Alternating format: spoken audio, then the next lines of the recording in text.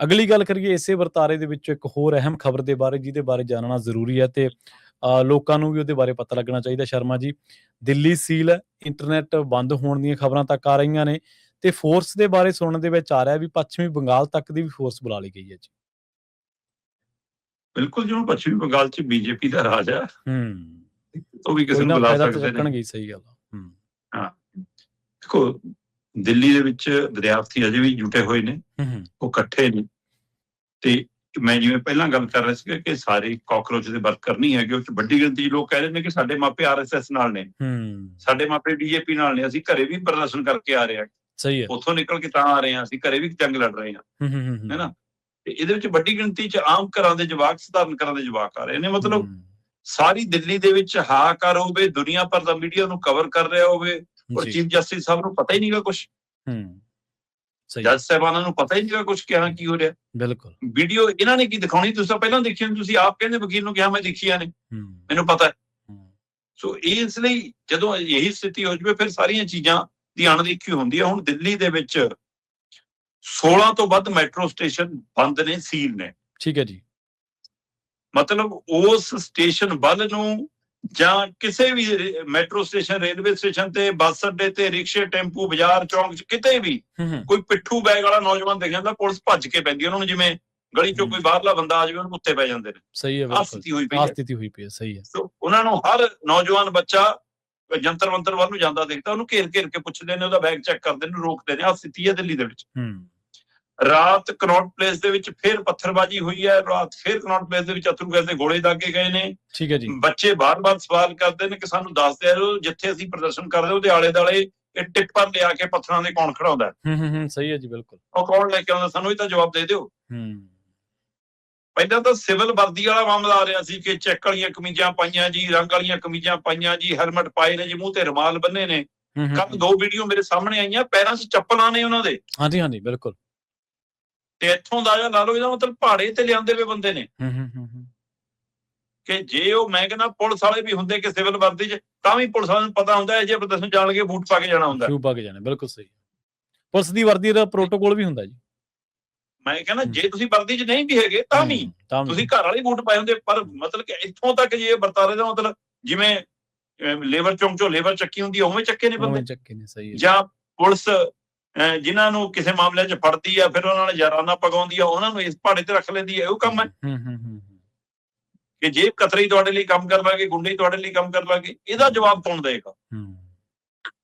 ਤੇ ਫਿਰ ਜੇ ਤੁਹਾਨੂੰ ਇਹ ਲੱਗ ਰਿਹਾ ਕਿ ਹਾਂ ਇਹ ਮਾਮਲਾ ਇੰਨਾ ਹੋ ਰਿਹਾ ਕਿ ਘੇਰਾਬੰਦੀ ਮਜ਼ਬੂਤ ਕਰਨੀ ਹੈ, ਤਕੜੀ ਕਰਨੀ ਹੈ, ਤਾਂ ਤੁਸੀਂ ਦਿੱਲੀ ਪੁਲਿਸ ਦਾ ਲਾਈ, ਨੀਮ ਸੁਰੱਖਿਆ ਦਸਤੇ ਤਾਂ ਲਾਏ।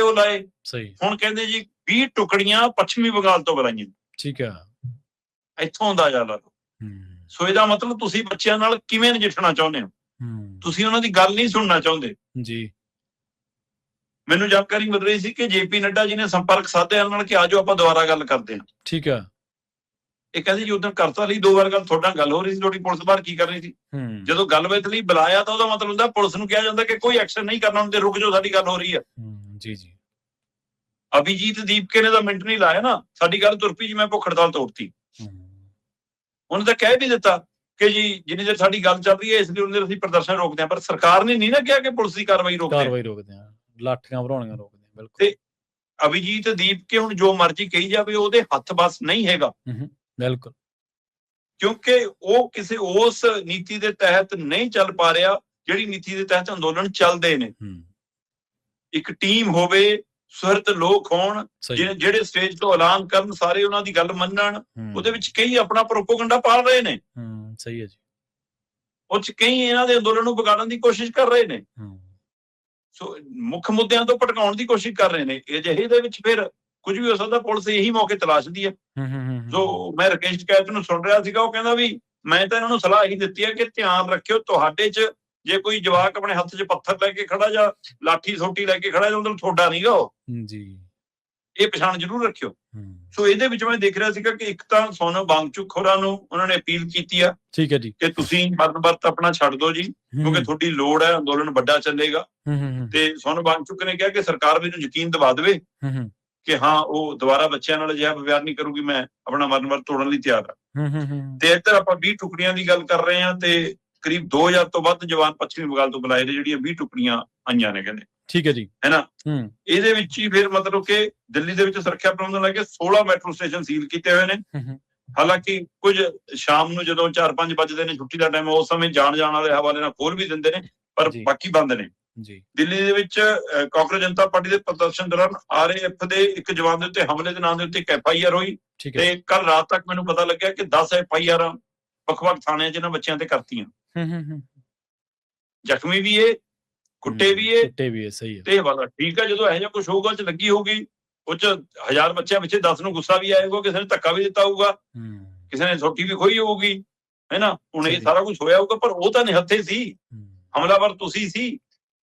ਸੋ ਇਹ ਸਾਰੇ ਵਰਤਾਰੇ ਦੇ ਵਿੱਚ ਸਵਾਲ ਖੜੇ ਨੇ, ਤੇ ਦਿੱਲੀ ਹਾਈ ਕੋਰਟ ਨੇ ਤੁਰੰਤ ਸੁਣਵਾਈ ਤੋਂ ਇਨਕਾਰ ਕਰਤਾ।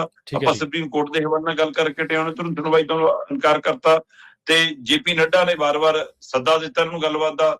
ਬੱਚੇ ਕਹਿੰਦੇ ਅਸੀਂ ਨਹੀਂ ਆਉਣਾ, ਜਿਵੇਂ ਤੁਹਾਡੇ ਘਰੇ ਆ ਲਏ ਉਦੋਂ ਆਉਣਾ ਸੀ, ਤੁਸੀਂ ਆਉਣਾ ਜੰਤਰ ਮੰਤਰ ਆ ਜਾਓ, ਨਹੀਂ ਕਿਸੇ ਹੋਰ ਕਾਮਨ ਥਾਂ ਤੇ ਜੰਤਰ ਮੰਤਰ ਦੇ ਨੇੜੇ ਆ ਜਾਓ, ਅਸੀਂ ਤੁਹਾਡੇ ਨਾਲ ਮੀਟਿੰਗ ਨਹੀਂ ਕਰਨੀ। ਸੋ ਇਹ ਦਬਾਅ ਬਣਾਉਣ ਦੀ ਰਾਜਨੀਤੀ ਚੋਂ ਕਿੰਨੇ ਕਾਮਯਾਬ ਹੁੰਦੇ ਨੇ, ਇਹ ਦੇਖਣ ਦੀ ਗੱਲ ਹੋਗੀ। ਅੰਦੋਲਨ ਜਾਰੀ ਹੈ, ਲੋਕ ਆਪ ਮੁਹਾਰੇ ਉੱਥੇ ਸਹਿਯੋਗ ਕਰ ਰਹੇ ਨੇ।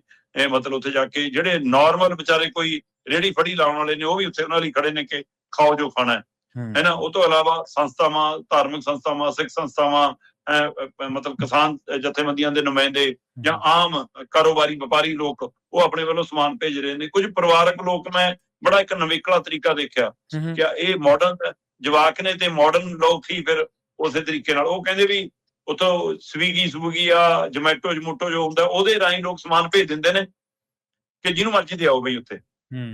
ਸੋ ਨਾ ਭੇਜਣ ਵਾਲੇ ਦਾ ਪਤਾ, ਨਾ ਲੈਣ ਵਾਲੇ ਦਾ ਪਤਾ, ਬਸ ਉਹ ਕਹਿੰਦੇ ਨੇ ਕਿ ਜਿੱਥੇ ਧਰਨਾ ਚੱਲਦਾ ਉੱਥੇ ਜਾ ਕੇ ਡਿਲੀਵਰ ਕਰ ਦਿਓ, ਜਿਹਨੂੰ ਲੋੜ ਆ ਉਹ ਲੈ ਲਵੇ।